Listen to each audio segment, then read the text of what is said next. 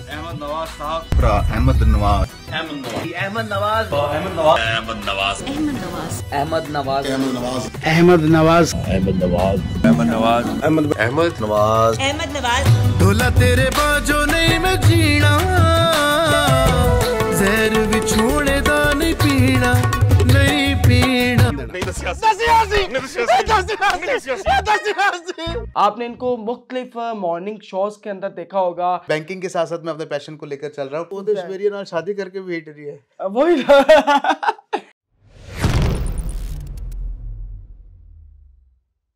अस्सलाम वालेकुम पाकिस्तान, मैं हूं आपका मेज़बान ज़ैन आसी और आप देख रहे हैं पीओवी पाकिस्तान। इस वक्त मैं नवाज अंजम साहब के घर में मौजूद हूं। एक बहुत बड़ा नाम है अदाकारी में, और स्टेज अदाकारी अगर देखा जाए हमारे आबाओ अजदाद के बाद हम भी वो नस्ल हैं जो नवाज अंजम साहब की अदाकारी को बहुत ही बेहतर अंदाज से देख भी रहे हैं और बड़ा इंजॉय करते हैं। आज मैं उनके घर में मौजूद हूँ, उनके साहबजादे अहमद नवाज अंजम साहब के पास। इनके बारे में मैं आपको बताता चलूं, आपने इनको मुख्तलिफ मॉर्निंग शोज के अंदर देखा होगा। उसके अलावा ये गाना बहुत खूबसूरत अंदाज से गाते हैं और इन्होंने एक कंपोजिशन जो बड़ा मशहूर गाना हुआ है चिट्टा चोला, उनकी कंपोजिशन भी इन्होंने की है। और ये बड़ी बात होती है क्योंकि आजकल जो है वो कंपोजिशंस ही बनाना सब, क्योंकि नुसरत साहब के दौर में तो वो बना ही लेते थे और वही सिलसिला अभी तक चल रहा है और नई कंपोजिशंस का अभी उस तरह बहरान है। लेकिन उस बहरान के अंदर इन्होंने एक चिट्टा चोला जो कि बेहतरीन और हिट कंपोजिशन इन्होंने दी। उसके अलावा मुख्तलिफ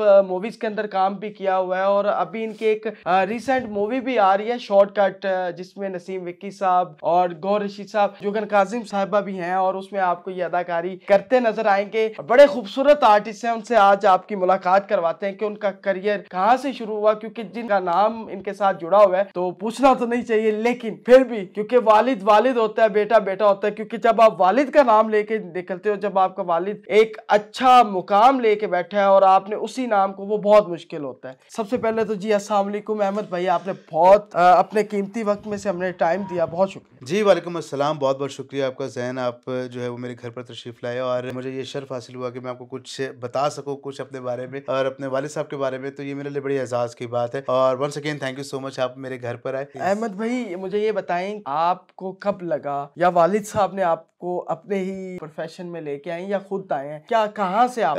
ज़ैन मैं ऑडियंस को ये बताता चलूँ, अक्सर मैं जो है वो इंटरव्यूज़ वगैरह देता हूँ तो लोगों को ये चीज़ मैं बताना चाहता हूँ कि आप जो करना चाहते हैं उसको कर जाएं। और ख़ास तौर पे मैं आज आपके चैनल के तवस्सुल से ये बताना चाहता हूँ कि मैं एज अ बैंकर भी हूँ, बैंकिंग के साथ साथ मैं अपने पैशन को लेकर चल रहा हूँ, तो ये मेरे लिए बड़ी एजाज़ की बात है। और दोनों चीज़ों को मैनेज करना ये बड़ा बहुत क्रिएटिविटी है। और ख़ास तौर पर मैं आज से 11 साल पहले एक छोटी सी मैंने चीज़ बनाई थी अंतरराष्ट्रीय। हमारे जो वालिद साहब हैं वो घर में बड़े सख्त तरीन है और तो मैं हम लोग सारे बात करते हुए बड़ा डरते हैं उनसे, तो मैंने अम्मा को कहा, मैंने कहा आप ये अब्बा को सुनाए तो मैं कुछ ऐसा करना चाहता हूँ। उन्होंने कहा अच्छा रुको मैं देखती हूँ, बात करती हूँ क्या जवाब रिएक्ट आता है उनका। तो अब्बा ने जब सुनी तो अब्बा ने हमारे हमसाया मुल्क दलेर मेहंदी साहब को वो वॉइस भेजी मेरी, उन्होंने उनसे सजेशन ली कि आप बताएं कि मैं क्या करूँ, क्योंकि अब्बा का और दलेर मेहंदी साहब को बड़ा अच्छा रिलेशन है, बड़ा प्यार करते हैं और बड़ा ताल्लुक है, हमारे घर पे आके रहते भी हैं। मेरे लिए बड़ी चीज़ थी कि लोग जो है वो सुनना चाहते हैं तो वो ये चीज़ पता लग जाए कि हाँ यार ये प्लेबैक कर सकता है या कुछ ऐसा इसमें कुछ है। तो वो दलेर मेहंदी साहब ने कहा ये बहुत अच्छी आवाज़ है, इसको आप मार्केट में लेकर आए, इसको यूटिलाइज करो एक दफ़ा मेरे कहने पे। तो वो फिर पहला गाना मेरा बाबर अली पे जो है वो पिक्चराइज हुआ, पहला सॉन्ग था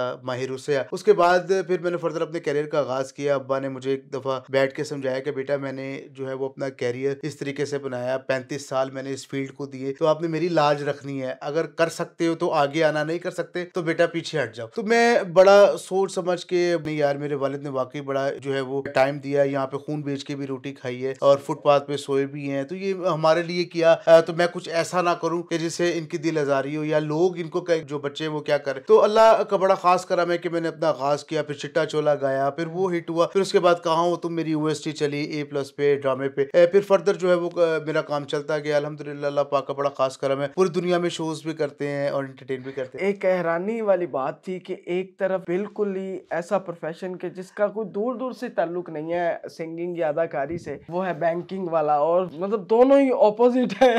वो बहुत दूर है। जैन भाई, ये वालिद साहब की ख्वाहिश थी कि यार आप लोग इतना पढ़ लो कि कुछ कर सको, मेरी ये ख्वाहिश पूरी कर दो, फिर आप जो मर्जी करो। तो हम लोगों ने वही किया, हम लोगों ने अल्हम्दुलिल्लाह अच्छी पढ़ाई की, फिर हम लोगों ने अपनी जॉब्स वगैरह जो है कहाँ से उसको स्टडी वैसे हासिल किया? मैंने सुपीरियर यूनिवर्सिटी से की है। सुपीरियर से, हाँ जी, ठीक हो और गया। इसके अलावा फिर फर्दर जो है वो मैंने अपनी जॉब को कंटिन्यू किया, स्टिल अभी तक कर भी रहा हूँ। जॉब भी कर रहे हैं? हाँ कहाँ जी। जॉब कर रहे हैं अभी? मैं बैंक इस्लामी में, बैंक इस्लामी में एज अ RM। बॉस भी अच्छी है। पूरे रीजन के हेड है, और ऊपर से अदाकारी में भी और सिंगिंग में भी। क्योंकि हमारे नाज़रीन, आपने चिट्टा चोला बता दिया तो दो अंतरे हो जाएं। क्यों नहीं, बिल्कुल। ओ चिट्टा चोला सिवे दर्जी, नहीं भूलेंदा होए ढोले दी मर्जी। आहा। चिट्टा चोला सिवे दर्जी, नहीं भूलेंदा होए ढोले दी मर्जी, नहीं भूलेंदा होए ढोले दी मर्जी। जैन भाई आज घर आया तो एक शेर इनको डेडिकेट कर देते हैं जनाब। ओ चिट्टा चोला लाया गोटा, ओए चन दा टोटा नी सोना चन दा टोटा। चिट्टा चोला सिवे दर्जी, नहीं भूलेंदा होए ढोले दी मर्जी। कमाल कमाल हो गया, कमाल। अच्छा मुझे अहमद भाई ये बताएं कि अभी आपने गौहर रशीद साहब के साथ काम किया है, नसीम विक्की साहब के साथ। जी बिल्कुल। मैं अभी फिल्म के बारे में आपको बताता हूँ, शॉर्टकट है माशाल्लाह, बहुत जबरदस्त फिल्म आ रही है हमारी, और पाकिस्तान की पहली कॉमेडी मूवी है जो कि आप लोगों को हंसने पे मजबूर कर देगी। इसके अंदर जो कास्ट है वो बड़ी ही स्ट्रॉन्ग है, जिसमें फर्स्ट वन पे गौहर रशीद है, नसीम विक्की साहब हैं, सना फखर है, जुगन काजिम है, नासिर चन्योटी साहब है, नवाज अंजुम साहब हैं, गोशी खान साहब हैं, इसके अलावा सखावत नाज साहब हैं, कैसर पिया है, फर्दर जो है अहमद नवाज भी उसमें है, और बड़ी अच्छी माशाल्लाह कास्ट है। एक हम लोगों ने इसको एंटरटेनमेंट के लिहाज से बनाने की कोशिश की है, और बड़ी मजेदार मूवी है, और खासतौर पर credit goes to Abu Ali Haji, जिन्होंने जावेद इकबाल मूवी बनाई, और जो कि पाकिस्तान में बैन हुई, लेकिन पूरी दुनिया में चल गई वो मूवी, और वही उन्हीं के डायरेक्टर और प्रोड्यूसर। तो माशाल्लाह आप लोग देखेंगे, बड़ा मजा आएगा। वो वाकई जावेद इकबाल बहुत अच्छी, मैंने उसका ट्रेलर देखा, और पाकिस्तान के अंदर ऐसी मूवीज लगनी चाहिए, लेकिन पंजाब के अंदर जो इंडस्ट्री है, बिल्कुल ठीक है, वो अभी उस तरह नहीं चल सकी जो चलनी चाहिए थी, क्योंकि अभी भी आप चढ़ते पंजाब के साथ हमारी मूवीज आ रही हैं, लैंदे पंजाब दिया। एक बड़ा अच्छा मशवरा भी ये देना चाहूंगा कि हमारी कोलैबोरेशन तो बहुत अच्छी है, बहुत अच्छी चीज चल रही है, लेकिन आप हमारे पाकिस्तान के आर्टिस्टों को तो देखें यार, ऐसा टैलेंट मौजूद है कि आपको हमसाया से लेने की जरूरत ही नहीं, आपको टैलेंट, लेकिन लोग कर नहीं पाते, पता नहीं क्यों। आजकल बेसिकली जो लोगों के सर पे एक चीज सवार है ना, वो ट्रेंड है, ठीक है, और ब्रांड की जो ब्रांड अगर हम डाल लेंगे ना तो वो वाकई चलनी है, कॉन्शियस है। अब आप देखिए ना कि अब मौला जट फिल्म लगी, उसकी प्रेजेंटेशन इतनी स्ट्रॉन्ग थी कि लोग देखने पे मजबूर हो गए। बेसिकली पब्लिसिटी है ना, उनकी पब्लिसिटी कि उन्होंने होटल से कोलैबोरेशन की, उसके अलावा फिर फर्दर और बड़ी चीजें अगर नाम ले लिया जाए तो टाइम भी बहुत। एग्जैक्टली बिल्कुल, ये चीजें बड़ी मायने रखती है मेरे लिहाज से। आप अगर एक चीज बना रहे हैं ना 70,000 रुपए की, तो आपके पास 1 लाख रुपया होना चाहिए उसको यूटिलाइज करने के लिए, ऐसे वो फिर बिकेगी, वरना नहीं। अब आपके सामने ऐसी फिल्में आई और आके गायब हो गई, पता नहीं लगा कि कब आई कब नहीं। तो ये चीजें। गौहर रशीद साहब के साथ काम करके आपको कैसा लगा? बड़े फाइन आर्टिस्ट हैं वो। मुझे बड़ा कुछ सीखने को मिला, खास तौर पे क्योंकि उनकी जो टाइमिंग और उनकी जो डिलीवरी है वो बात करने की, वो बड़ी स्ट्रॉन्ग है, और उन्होंने फिर बीच में काफी कुछ मुझे सिखाया भी कि यार तू स्ट्रॉन्ग जो है ना वो रिएक्शन दे, ताकि मेरा भी आएगा ना रिएक्शन, वो बड़ा स्ट्रॉन्ग हो जाएगा तेरे रिएक्शन के बाद। एग्जैक्टली। तो फिर उन्होंने फिर एक चीज ये भी बताई कि बेटा एक्ट करो लेकिन टाइमिंग के साथ, ना कुछ ज्यादा करो ना कुछ कम करो, लेकिन करो बीच में रह के। वो चीज वाकई मुझे बड़ी अच्छी लगी। और फिर बीच में सीन है बड़ा मजेदार, वो मैं आपको इंशाल्लाह भेजूंगा तो आप उसमें जरूर ऐड कीजिएगा। वो उसमें मुझे चंडे मारी है उन्होंने गौहर साहब ने, तो नसीम विक्की साहब ने मेरे हाथ पकड़े हुए हैं। दो में हाथ मैंने फड़ा ओके ਇਹਨੇ ਤੈਨੂੰ ਚੰਡ ਮਾਰਨੀ ਹੈ ਤੇ ਮੈਂ ਤੈਨੂੰ ਇੰਜ ਨਹੀਂ ਕਰਨ ਦੇਣਾ। नहीं दसिया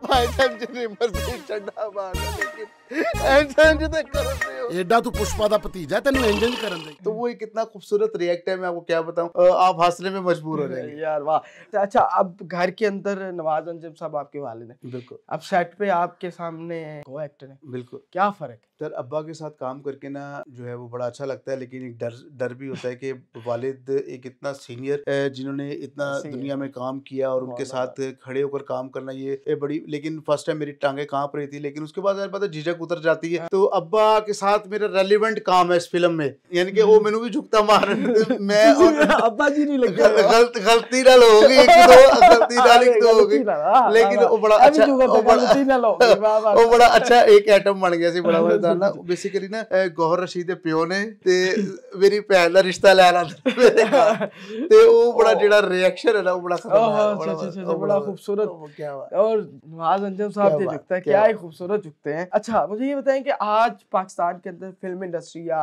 हम देखें ड्रामा इंडस्ट्री के अंदर, पंजाब की बात कर लें खास तौर पे, बहुत सा टैलेंट है जो थिएटर कर रहा है। अब उनको आगे अपॉर्चुनिटीज नहीं है, या तो आपका बैकग्राउंड फिल्मी होना चाहिए, बिल्कुल आपके घर के अंदर कोई ना कोई है, लेकिन क्या नए टैलेंट के लिए कोई जगह नहीं है पाकिस्तान के अंदर? मैं आपको बताता हूँ, बेसिकली आजकल का जो नया टैलेंट है ना वो ये सोच बैठा है कि हम लोग कुछ ऐसी चीज करें रातों रात हिट हो जाए और सुबह लोग दुनिया में पूजने लग जाए। ऐसा कुछ भी नहीं है भाई, हर चीज के पीछे एक तवील अरसा है, एक तवील मेहनत है। जब तक आप उसको नहीं करेंगे आप नहीं आएंगे। ऐसे मैंने बहुत से लोग देखे हैं ज़हन के जिन्होंने एक दिन के अंदर मुकाम हासिल किया और अगले दिन गायब हो गए। ऐसे बहुत से लोग हैं, आपको भी पता है वो लोग कहाँ चले गए। अब कुछ ऐसी हमारी जो है ना वेबसाइट चल रही है जैसे टिकटॉक, लाइकी और समथिंग, इस तरह के कुछ ब्रांड चल रहे हैं, लेकिन आप उस पर 3 सेकंड के अंदर लोगों को नहीं बता सकते कि आप क्या हैं। खाली स्लोमो चल लेना या कुछ ऐसा एक्ट कर लेना, कुछ ऐसा कर लेना, इससे कोई फायदा नहीं है भाई, ये सिर्फ मोनोपोली है और कुछ भी नहीं। मैंने एक चीज और देखी है सर कि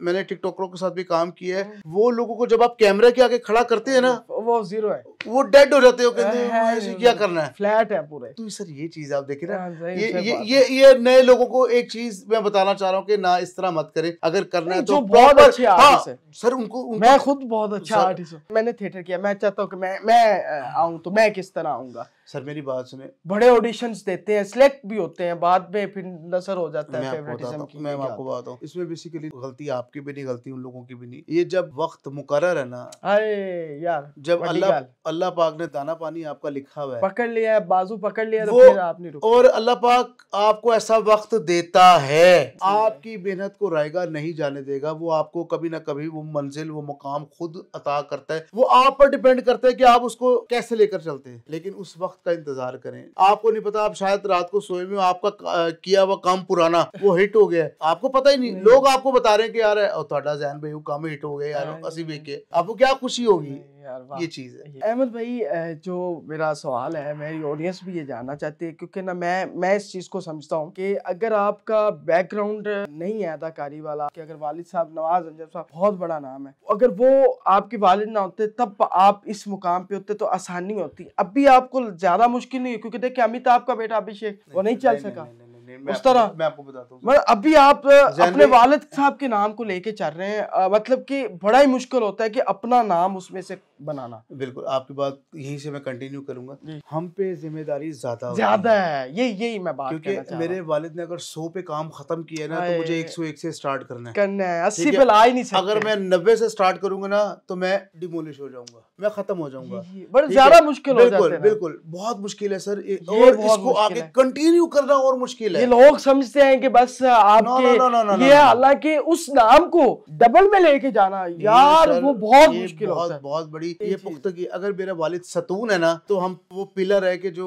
हम लोगों ने उसको गिरने नहीं देना। हालांकि देखिए अमिताभ के साथ अभिषेक नहीं उस तरह, कैसे वालिद का सर वो तो ऐश्वर्या नाल शादी करके भी हिट रही है, वही तो वो ये चीजें मैं इसलिए अमिताभ की मिसाल दी, अभिषेक की मिसाल दी कि ये वाकई कि जब आपके साथ एक बड़ा नाम जुड़ा हुआ है ना, आप पे इतनी ज्यादा जिम्मेदारी होती है, हालांकि वो नाम ना होता तब इजी होते आप। बिल्कुल बिल्कुल। और अच्छा उसमें एक और बड़ा खतरनाक काम है कि अगर मेरे पास नाम ना होता या कुछ ऐसा ना होता ना तो मुझे सीखने को ना मिलता। मैं आज आपको सही बताऊं, मुझे अपने वालिद की तरफ से ना बड़ा एक गुर मिला कि उन्होंने मुझे बैठ के समझाया कि बेटा हमने जो स्ट्रगल करनी थी की, हम लोगों ने सब कुछ देखा, मारे भी भी खाई, जूतियां भी उठाई, कपड़े भी उठाए, सब कुछ किए, तो तुम्हें बेटा वो ना उठाना पड़े तो तुम्हें मैं रास्ते वो बता देता हूँ कि जिसपे तुम इजीली पहुंच जाओगे। अगर कोई और बताएगा तो तुम्हें ऊपर से आना पड़ेगा और वो बड़ा तवील अरसा है। तो ये मेरे लिए बड़ी खुशकिस्मती की बात है कि मेरे वालिद एक घर में मेरी यूनिवर्सिटी है और मुझे बड़ा कुछ सीखने को मिलता है और मुझे वो रास्ते पता लग जाते हैं जहाँ मुझे पहुंचना है जल्दी। तो ये बस अल्लाह पाक का बड़ा खास काम और है। उससे आप